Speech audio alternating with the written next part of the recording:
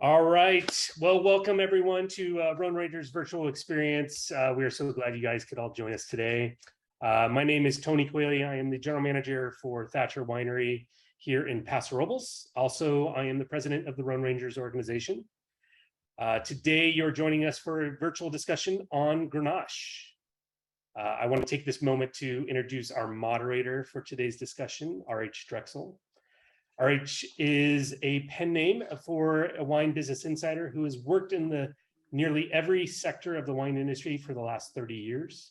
In 2012, Drexel published the first issue of Lone Baby, her wine culture zine, which garnered favorable reviews from Los Angeles Times, Punch Magazine, Imbibe, Wine and Spirits, Food and Wine, Wine Spectator, among others, for its irreverent cartoons, in-depth articles, anachronistic approach to wine journalism.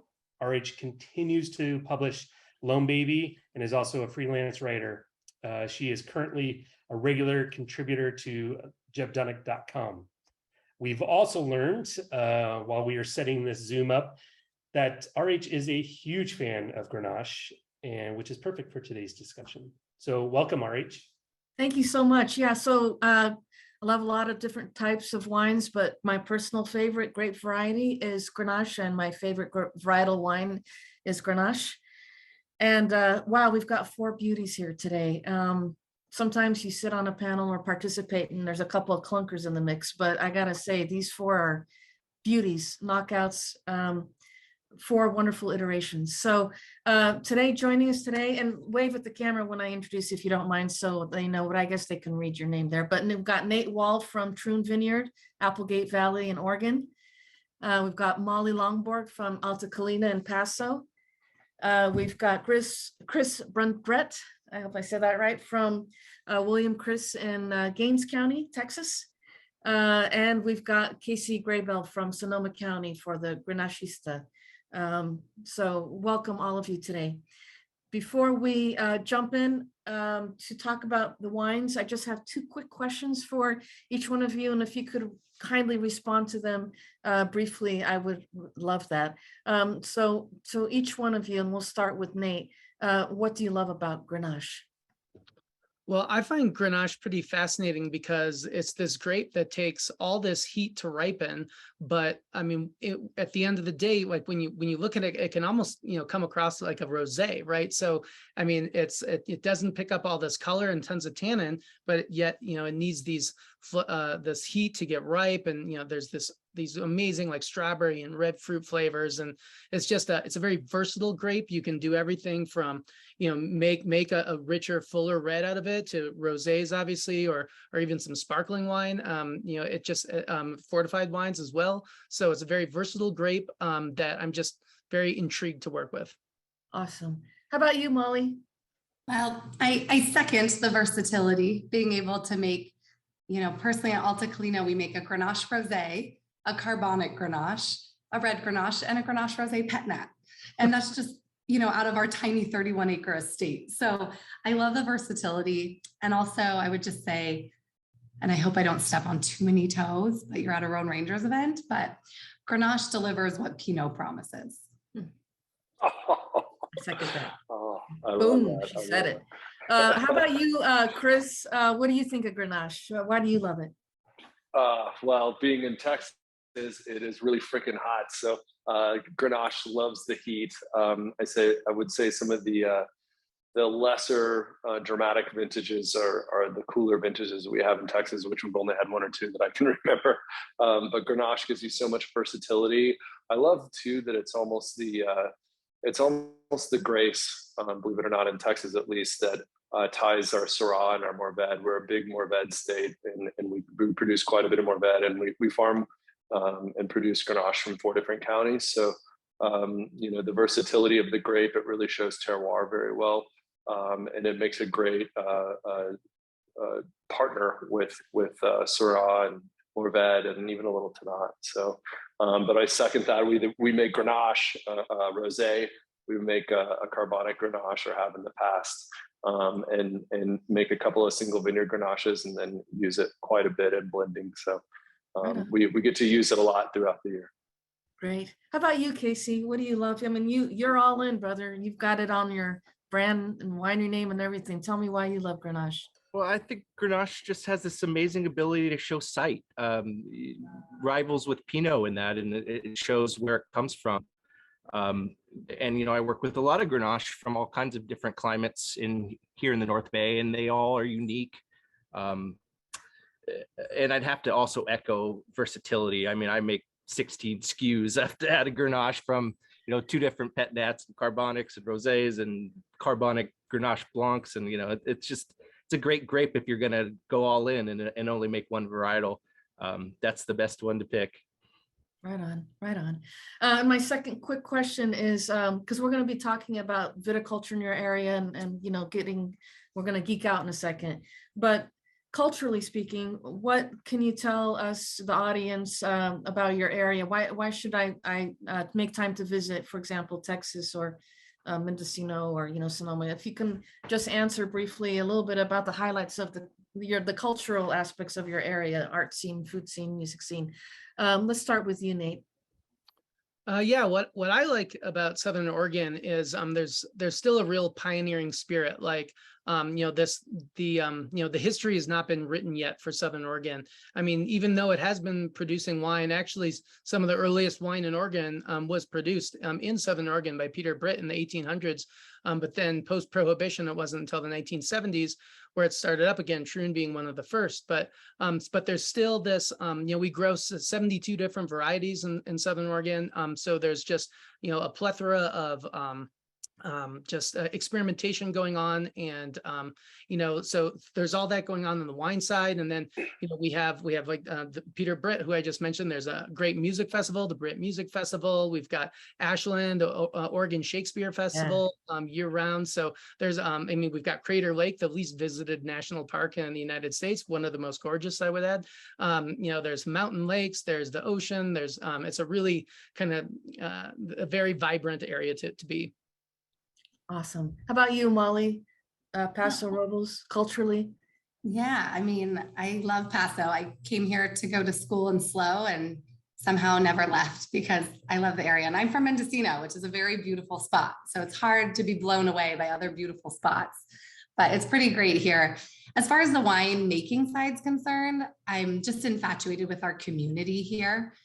There's so much collaboration. It's really not a competition. It's really, rising tides raise all ships here. So with Paso being a younger wine community, anytime there's a problem, I can pick up the phone and call 5 of my winemaker friends, and everybody is there to help. And, I say, I don't know what's going on. And all of a sudden I have 3 of my friends tasting in my cellar with me, and it's just that kind of spirit.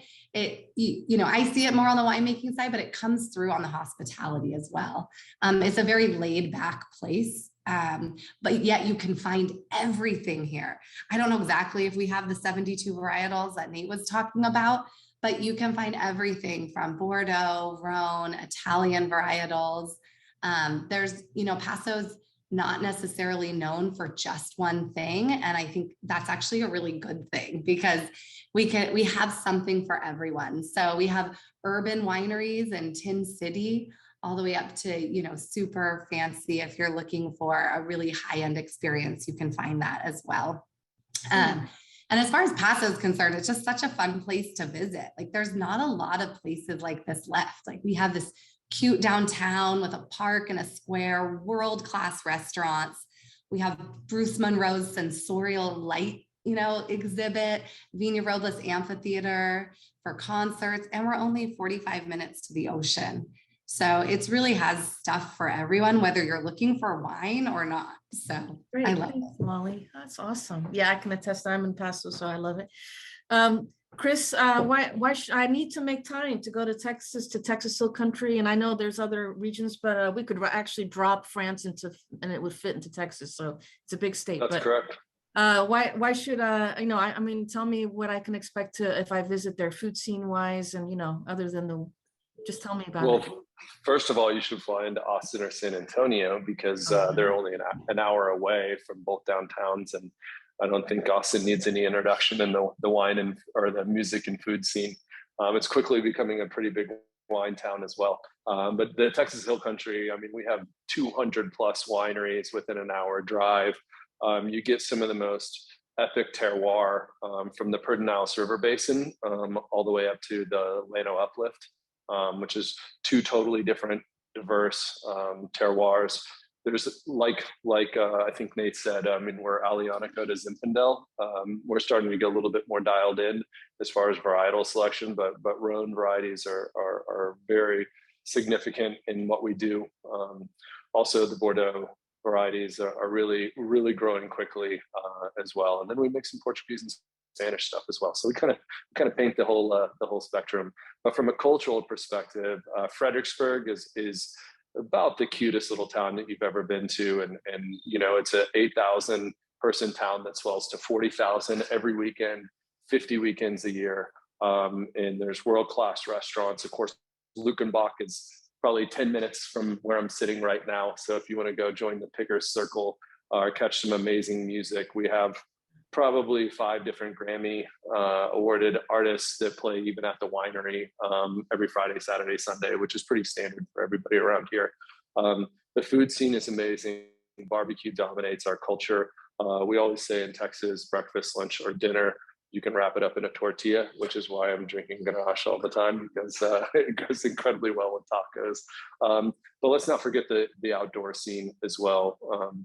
In the Hill Country, there's Enchanted Rock, which is one of the most amazing electromagnetic vortexes. If you want to get your yoga on and get a little centered out on Enchanted Rock, it's one of the most epic centers in the universe. For it's a big granite dome, and we also have a ton of rivers. One of our favorite pastimes is kayaking, so there's tons of rivers to jump in and kayak, or if you don't bring your kayak, that's okay. You can jump in a tube, tie a cooler right behind you, and jump in during our one of 2 seasons, summer. So, and summer's about 8 months a year. So you can pretty much hit that year round, to say the least. So, but I would say the diversity of wine is really incredible too. I mean, we're in the 3rd or 4th inning as far as winemaking history, even though we're one of the oldest winemaking states in the country. The conquistadors brought with them grapevines from the early 1500s, which is pretty, or the late 1500s, which is pretty phenomenal. And there's a rich winemaking history that has just been jolted and jump-started in the last 15 years. Awesome. That sounds great. Yeah. I'll be seeing you soon, brother. I'll be seeing you soon. Hey, let me know. I'll be yeah, here. definitely. Casey, tell us about Sonoma. Tell us about Sonoma County. Oh, you guys know. No, not enough. Come on. Where else can you have small town living and be 45 minutes from San Francisco? True. It's a good place to be, and I don't really feel like I need to elaborate, because it's just Okay. it's a nice place. Well, that's okay. I'm happy with that answer. That's cool. And I do love Sonoma, and yes, I do know it, and I love it very much. So we're gonna hop right into this Troon Vineyard. Gonna be our first wine. I'm just showing this gorgeous label. A little bit of valerian blossom on there, biodynamic wine, glue. It's so good, you could drink it all the time. So Nate, if you could just tell us a little bit about this beauty. Yeah, sure. So see, I think we're going to get a couple slides going here. Yeah, this is what I want to talk about first real quick, because I talked about Southern Oregon in general. That's the large green outline, but the darker green outline, that's the Applegate Valley, and that's where Troon is. It's a sub-appellation of the Rogue Valley. Basically, the brown and the green are all considered Southern Oregon, and really that appellation is just we're not the Willamette Valley appellation. So like all the yellow is the Willamette Valley, which really is how Oregon really made its name in the wine world, with Pinot Noir from Willamette Valley. But as I mentioned, Southern Oregon actually has a longer history than the Willamette Valley in terms of wine growing.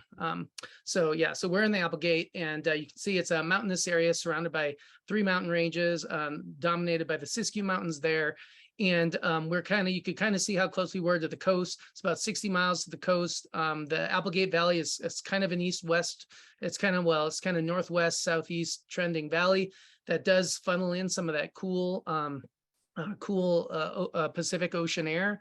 And so, we do have these great diurnal temperature shifts. I I have a little graph from my weather station that I show, but even on days like right now, we're getting a heat wave, it's in the hundreds, but it still drops generally into the 50s even at night. So we'll have like 50-degree temperature swings on hot days like this. So that's like for the Applegate Valley in particular, that's a really kind of dominating characteristic, especially getting back then to the wines, is what that means is we really keep acidity really well. And so we have these warm days, cool nights, relatively compared to everyone else on the call, we're much higher latitude, which means we actually have longer days during the summer. So during most of the growing season, we have a lot more sunshine, but then in the fall that starts receding pretty quickly. So we get the sunshine and the heat, but then as harvest starts approaching, we start losing that light and losing that heat, and so it gives us really nice hang time as well.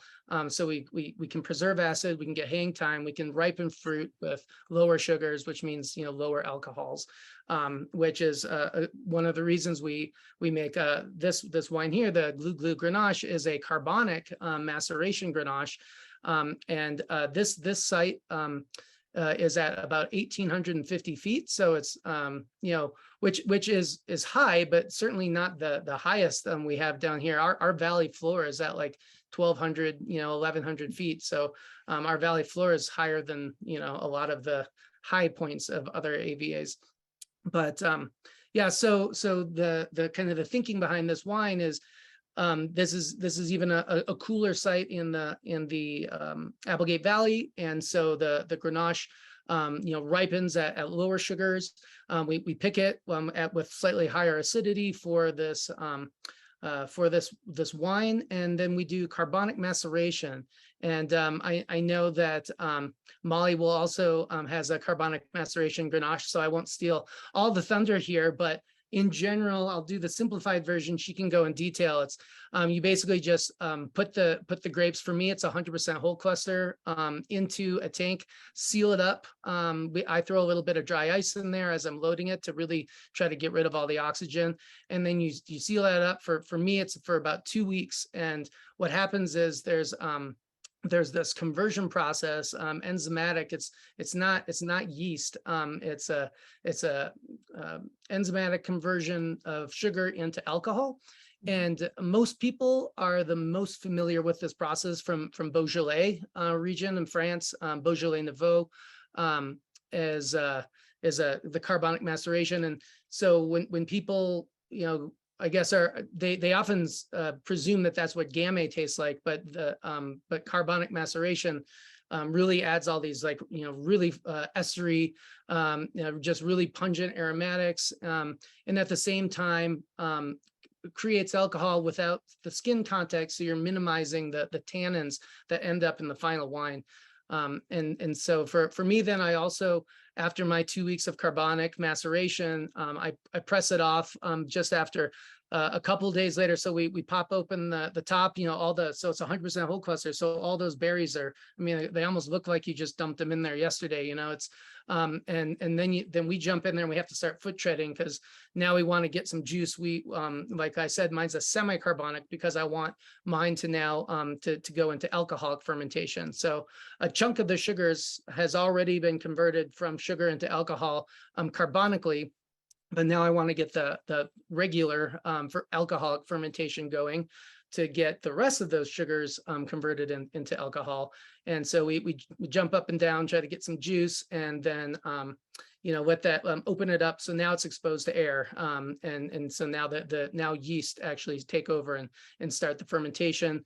And then I press it off at about, depending on the year and how it's tasting, anywhere between 6, 7, 8 bricks to try to minimize some of the tannins. This site has really aggressive tannins. And so I want to kind of minimize those, the extraction of those tannins to make what, a glue, that glug, drink it down kind of chillable red wine.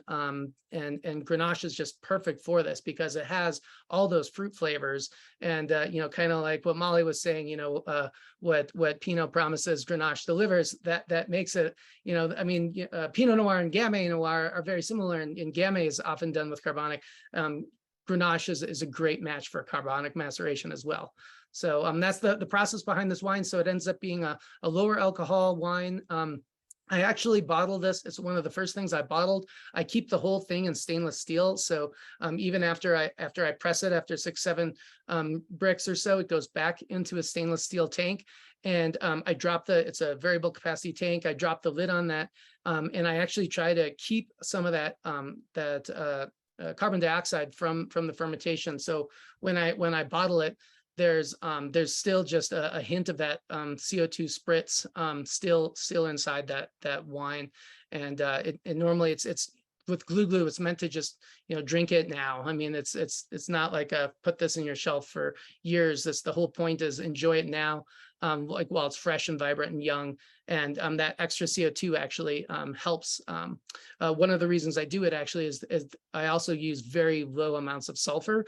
And so you can basically use CO2 in some ways, carbon dioxide, as a substitute for sulfur dioxide, to also help protect that wine as it ages. And again, it's not meant to age for an incredibly long period of time. You just bottle it and enjoy it. So yeah, that's kind of the process and the thought behind this. Yeah, it's so fresh and so energetic and so beautiful. And you want to age it on the car home from the grocery store, I think is probably for the winery would be my recommendation. Just briefly, can you tell us the significance of the valerian blossom on the label? I know it's tied to biodynamics. That's right. Yeah. So Troon Vineyard, we are certified organic, certified biodynamic, and the second winery in the world to be certified regenerative organic. And in particular, what you were asking about, our wine labels have the different kind of botanicals that we use as part of our biodynamic farming. And so, yeah, this does have the valerian on it, and the valerian is used for biodynamic preparation 507. They all have, just 3-digit numbers, and so the valerian is something that we spray onto our compost piles to help warm them up. It can also be used as frost prevention in the vineyard. It can be a direct spray, but it's just a very beautiful flower. As we grow all the botanicals that we use and to make our preparations, and it's we just thought it looked nice with the Grenache. So it ties back into our farming, so it's a way of bringing that biodynamic farming right onto the label as well. Yeah, congratulations on this one. I really love this wine. It's a beauty, and it's to be transparent, it's my first Troon experience, and it certainly will not be my last. So thank you, Nate, for that. It's just a beauty.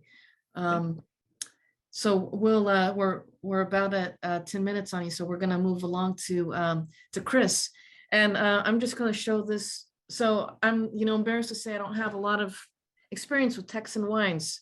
What I love about this label is how predominantly Grenache is mentioned there. I think it demonstrates some lovely humility. I just love it. And what a beauty. So Chris, if you could tell us about this wine. I mean, it just kind of blew my mind in terms of how this iteration of Grenache. Awesome, thank you.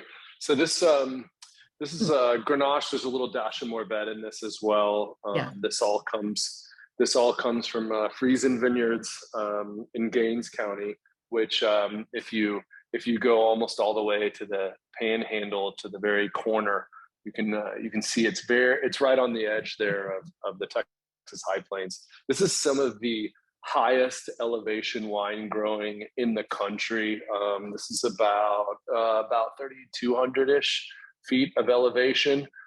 It's really stinking hot there right now, by the way, too. So this Grenache vineyard loves it. The pictures that you're showing right there are actually in the hill country, which is okay. Kelsey prepared this presentation, which I appreciate. The soil here is all what we call caliche, or limestone. If you're from Texas, you say caliche. But it's a pretty hard limestone. There's about 6 to 7 inches of Amarillo fine sandy loam, which is essentially almost sand. If you're walking through the vineyard, it's almost like the sands of Iwo Jima, right? It's a very, very well drained sand going directly to a pan of limestone that goes almost 10 feet. So this is like ancient seabed. but it really makes for expressive wines that I really appreciate. And the whole High Plains is very much Amarillo-fied sandy loam over limestone. And some areas it can get as deep as 3 or 4 feet, the sandy loam, and then the limestone. But in this particular area in Seminole, Texas, in Gaines County, it's a very, very short layer of sand. And quite frankly, this vineyard is kind of an outlier in that the vineyard manager, who's like barely speaks English, he's a Mennonite, planted a couple acres, and he's probably got like 15 acres in his backyard, and him and his family tend to this vineyard. Beautiful, beautiful family, and they've really just done a spectacular job. It's almost passively organic as well. And when I say passively, it's just like they don't own a sprayer, so every now and then they can get somebody to spray himself over there, but it's so hot and dry there that this is really an interesting place to farm, to say the least. So once we bring this wine in, and of course this is 4.5 hours from the winery, so it's really important that we pick this in the middle of the night. We get it back into the winery, 6, 7, 8 hours later. It gets loaded onto a reefer truck, driven back to the hill country right outside of Austin. So this is farmed about 45 minutes from New Mexico, by the way, too, in the middle of nowhere. And the view is an amazing view of pump jacks as well around this vineyard. But this all gets destemmed and not crushed at all, or slightly. We may run a crack on this, so maybe 10% of the clusters or the berries get cracked. All goes into a couple of 1,500-gallon oak fermenters. No, not new oak fermenters. This was fermented about 15 days. We do about a 2-day cold soak, maybe a 3-day cold soak, and then fermented very hot. I say very hot, maybe 90 degrees, where it will sit on skins, total of maybe 14 days. And so we produce quite a mini, and I was talking to the team earlier about how many times we turn tanks. So depending on how harvest is going, we could all be jammed up and unfortunately don't get a ton of skin contact as in over 14 days very often, unless the space allows. So sometimes we do have to press. We'll end up going dry on this in about 7 to 9 days, depending on we'll ferment about 90 degrees. So I think you can taste this in this wine. We're really all about texture. The aromatics really, really develop well in this wine. And this went to all neutral wood. I'd say in general at William Chris Wine Company, we're only maybe 20-30% new wood annually.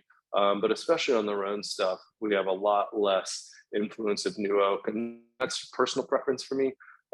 Tony and I really like to express our wines, especially the Rhone varieties, with less oak. Grenache, Mourvedre, Syrah really, really show terroir incredibly well, and we want to present what's going on in the vineyard, and so this wine is no different. The Friesen Grenache, it really exhibits Gaines County. So that's about all I have. I'm trying to think of anything else that you guys would want to know. This is available on our website too, that we cold ship with cool packs. And we'll next day it to you. Awesome. For those of you listening at home who are thinking, you hear Chris say that it's really hot in Texas. And I mean, don't imagine that this is some sort of monstrous big Grenache that's heavily extracted. Nothing wrong with that, by the way, that style for some people. But personally, I love the elegance and finesse of this wine. Has that lovely citrus peel, kind of dried citrus peel on the nose. This is a very elegant, beautiful Grenache. So I highly recommend it. And yeah, really, really cool wine, Chris, man. Congratulations on that. Thank you. And one more little comment. This is 22% Mourvedre. And for all of you Rhone Rangers out there that like to go deep, I have rarely ever heard Mourvedre called elegant, or even a wine that has Mourvedre in it. Incredibly elegant. It's not necessarily the first thing you would think of, but so many of the Rhone varieties, Grenache and Mourvedre included, are quite frankly elegant, especially grown off the limestone. So there's a real opportunity to discover some pretty interesting things out of our terroir, because Grenache, Mourvedre doesn't taste, the typicity you can find it, but it's not like anything you've ever had before, which I think is super cool and super exciting. Yeah, if you love Grenache, you're gonna love. I love discovering new iterations of it. So if you love Grenache, you have to try. You have to check this out. Thank you, Chris. Thank you very much.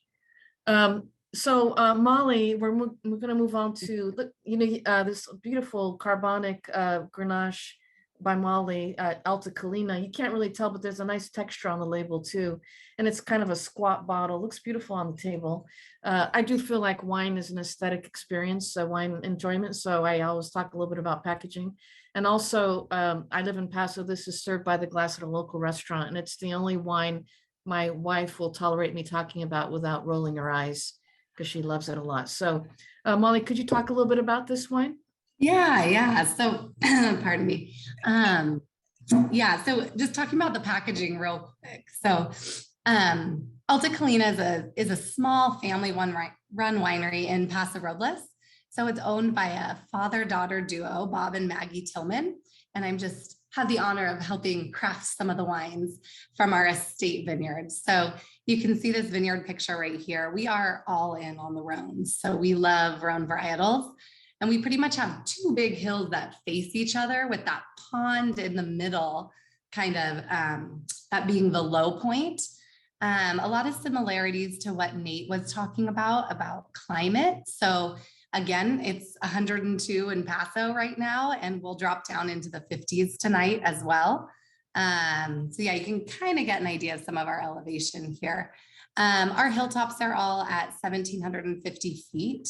So the low point for us is in the around 1,500 feet.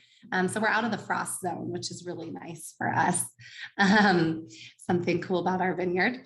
And so I love Grenache. I am all in, like Drexel. Like Grenache is my baby. Like I could make everything out of Grenache. I just find it so interesting and so fun. And again, we talk about this versatility, but in my mind, it is hands down the best food wine.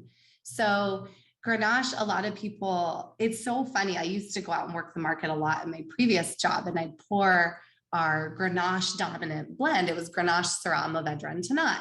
Very classic kind of Chateauneuf du Pape style blend. And people try it in a lineup of bigger Bordeaux's and Rhones, and everybody thinks that it is going to be the lowest alcohol wine. They say, oh, because it has the lighter to medium body, it's the lowest alcohol wine. They'd be like, our Grenache is always our highest alcohol. Like, it's crazy, but you can't tell when you're trying it. And so it kind of plays itself in the wine as this beautiful mouthfeel.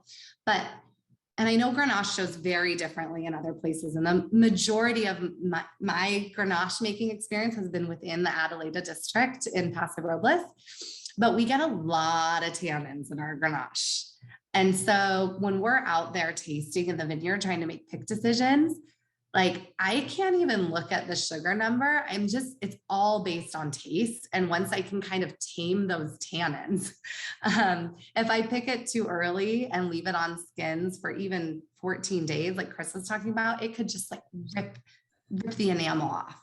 And so because it is kind of a lighter, more medium bodied wine, it can't withstand as much tannins as like a huge Cabernet could, or even a really big Syrah. And so Grenache is fun. You get to play with it. And it changes a lot based on temperature and time on skins and destemmed and how much you punch downs versus pump overs. And so it's a really fun varietal. And kind of tying it into the carbonic, I have a lot of carbonics from Beaujolais, of course, as Nate mentioned. But we had this really fun Rhone festival for a while in Paso called A7. And it was a classic Paso day where it was like 98 degrees and we were having lunch in a barn and we had all these like amazing, beautiful Rhones. And I pick this one bottle up out of the cold bucket and pour it. And it's red, but like a very light red and kind of foggy. And what is this? And I look at the label, it just kind of has a hand scribble, says love you bunches. And this was like some of Stoltman's very first Carbonic Sangiovese from Santa Barbara. And we're friends with those guys. And so in talking with them, I'm like, I would love to make a wine of this style. So something that's a red that can be chilled. So sometimes I get home from work, again, it's over 100 degrees. You've been working all day. Like sometimes I want something a little bit more than a white or rosé, but I'm just not quite ready to go for a big red. And the Carbonic just like fits that category perfect. So it's like you have a little bit more body, but you can chill the red, and it's low alcohol. So I can have a couple, 2 or 3 glasses, you know, before dinner, and I'm not on the floor. I can still get the kids to bed. Okay. And so, yeah, when I thought about this wine and Paso, I thought like, what kind of grape could I make a Carbonic out of? And it was like Grenache was just right away. Of course, we have all this beautiful head trained Grenache. Like, what a better spot for this. So we kind of tried it out in 2018 at a previous winery I was working at. And it was like our #1 selling wine in the tasting room. And because so we kind of kept making it. And then when I moved to Alta Colina in 2020 and I brought it up to Bob, it happened to be a year where nobody will forget 2020. But people were really afraid because they had no idea that we were going to have a very good year for wineries that year and people consuming alcohol. But at the time, everybody's tasting rooms were closed and people were freaking out and people were not wanting to buy the grapes that they had agreed to purchase. And Bob is, if you ever have the pleasure of meeting Bob Tillman, he's one of the nicest people on the planet. And he would never hold anybody to a grape contract. Everything's a handshake deal in our vineyard. And he's like, well, if somebody doesn't want the grapes, I wouldn't make them take it. And so it just happened to be some people had backed out of Grenache and we had extra Grenache. So I brought it up like, would you be okay with me trying to do a Carbonic Grenache, which is very different from the style of wines we make at Alta Colina. You know, again, we're high elevation. So we're known for very big, but like luscious, elegant Syrahs with like a beautiful GSM, Mourvedre based blends. So the Carbonic being like a low alcohol, really light, chillable red was totally different.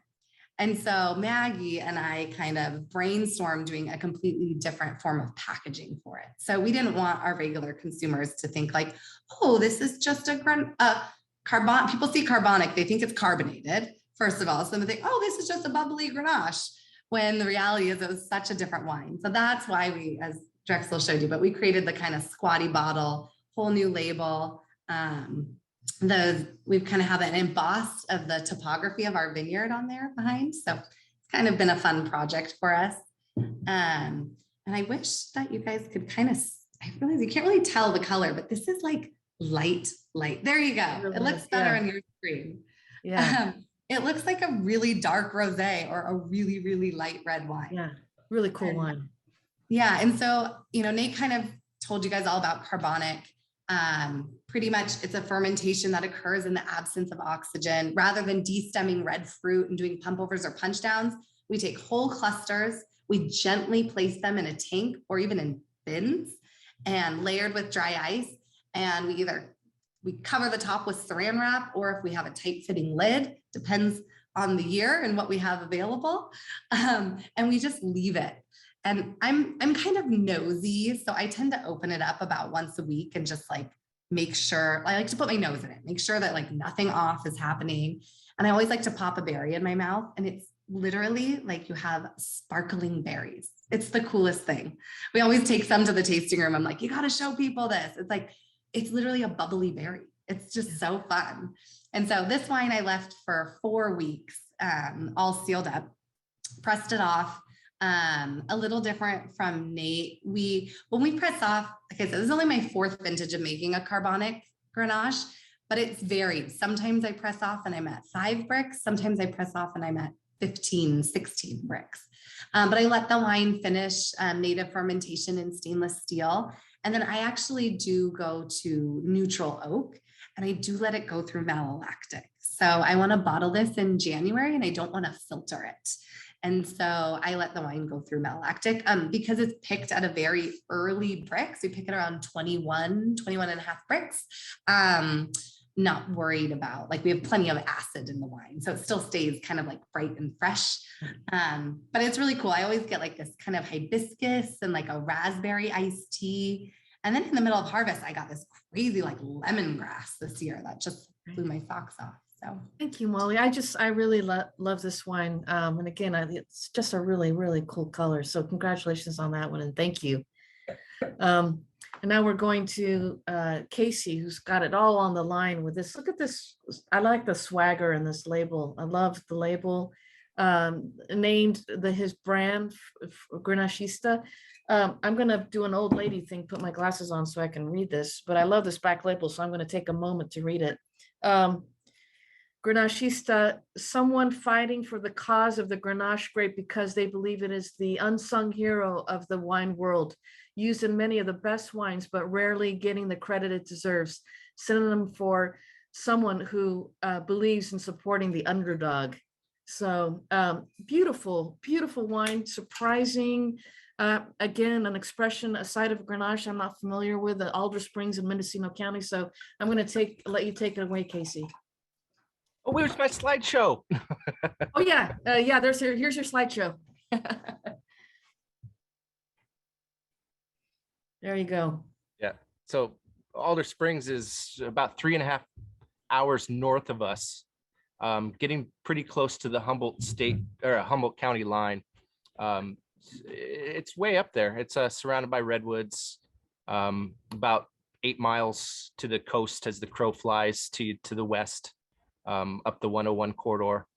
We're lucky enough to get this fruit from one of the highest blocks on the vineyard, and where the pointer is, that's the coastal range. So that's the peak of the coastal range. And if you head west from there, it falls down, slopes down into the Pacific. And then where the 101 is running there, that's the base of the valley that's formed. On the other side would be Lake County. This is truly an amazing vineyard, planted on 6,000 acres. I think about 140 acres are planted to mostly Pinot and Chardonnay. So this is really a Pinot Burgundian vineyard that Stuart Bewley, the owner, decided to mess around and plant a little Grenache. So we're lucky enough to get that. This block is called Spirit Block, the fruit I get from, and that big monolith there is a sandstone outcropping. Grapes are just down below it on the alluvial from the sandstone.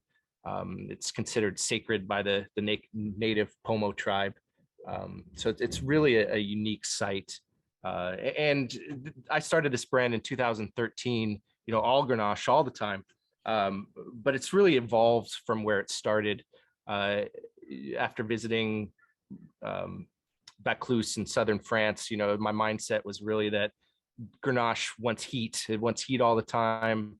Diurnals are beneficial for acid, but not necessary. In Châteauneuf-du-Pape, it doesn't cool down at night. You do get the wind, but it's 90 in the daytime and it's 82 at night. But as this label has evolved, as my winemaking has evolved, I'm actually search out cooler weather sites, and we're lucky enough to have some really great vineyards to work with here in the North Bay. And I started buying fruit from this vineyard in 2016 when that evolution really started. So I'm really feel honored to work with this fruit. It's really hard to come by. It's quite expensive, but it really makes this just amazing, nuanced, reserved wine. And because I only make Grenache, I'm kind of hemmed in. I have these guardrails, right? So I'd love to make some other varietals, and I do in my other job. But for this label, Grenache, Grenache Blanc, and Grenache Gris keeps you pretty tight in what you can do. So over the years, I've kind of I make some weird shit. Right on. Because of those guardrails, and so it's like, what can we do with Grenache? And when we first started talking about doing this little seminar, I looked at the other wines that were there, and I'm like, well, I'm going to put my most traditional wine forward, just to be on the yang to the yin. And so this is one of my more traditional wines. That being said, it's also 100% whole cluster, which I do for all my reds, for all my Grenache Noirs. We bring it into the winery and just very gently, because I don't want to break any berry, put it into tanks. No cold soak because it's cold when it comes in. Let it warm up. It takes 3-4 days for the first signs of activity from native yeasts. Super gentle. I used to be pretty aggressive in trying to get high extraction wines. That doesn't happen anymore. It's maybe 1 pump over a day if I'm feeling it, maybe a foot trod. With the whole cluster anyways, there's not a lot of juice to move around. So it's really just kind of getting a little bit of air in there, because I also do a carbonic, and that's a different beast altogether. This is a traditional wine, so I do want to introduce oxygen, help the yeast go, but I don't really want to extract anything. And then it goes into neutral 500 liter Pouchons, and I barrel age it for almost a year. It gets bottled in August. So this is the 2018. And funny enough, not funny, this is sad. We weren't able to make another vintage off of that site until 2021. In 19, they had really hard frost damage, and they had very little Grenache Noir available. 2020, we had, 2020, we had the fires, and so we didn't get any of that. So it's really, in my lineup, I do make some more powerful wines, but this is just I'm not a fan of using this word, but it describes it perfectly. It's a very feminine Grenache Noir. And that's the beauty of the varietal, is that it can be so many things, and it really shows the winemaker's hand. You can have, very powerful big wines such as a Chateauneuf, or very nuanced, reserved, delicate wines. Yeah, this one has a regal bearing, lovely texture, a lot of length. I feel like it's age-worthy, because the finish, for those of you who are able to taste it at home, or if you're able to get your hands on it, just an impossibly long finish, which I find oftentimes will herald an age-worthy wine. It's really a cool wine. Again, just a kind of a fresh take on Grenache for all of you out there who love Grenache. This is just yet another side of what is kind of a chameleon of a grape. Yeah, beautiful wine, Casey. Anything else you want to add about that? Not so much. I mean, I think you hit it on the head. It's got the stuffing to last quite a while, because it's a cooler weather site. There's quite a bit of acid. I think the alcohol's 13.8. So, when I first started this project, I would be picking at 26, 27, and now I go to my growers and I'm like 23.5. They look at me like I'm effing crazy, because Grenache, the astringency in the skins don't really start to break down until 26, 27. But I find with the whole cluster, I don't get that astringency, and Grenache can be very astringent in tannin from some sites if you over manipulate it. So that's kind of my target now is lower alcohol wines, but still with finesse, still with power. But ageable and drinkable. So it's like walking, it's the middle path, right? Yeah, you're hitting that middle path. Congratulations on that one. I really like this wine. What I'm spoiled because now I get to enjoy all of these for dinner. So we're gonna we have a few moments left for questions, if there are any questions coming in. Am I supposed to? Here we go. So someone who can't find them in Toluca Lake, Glendale.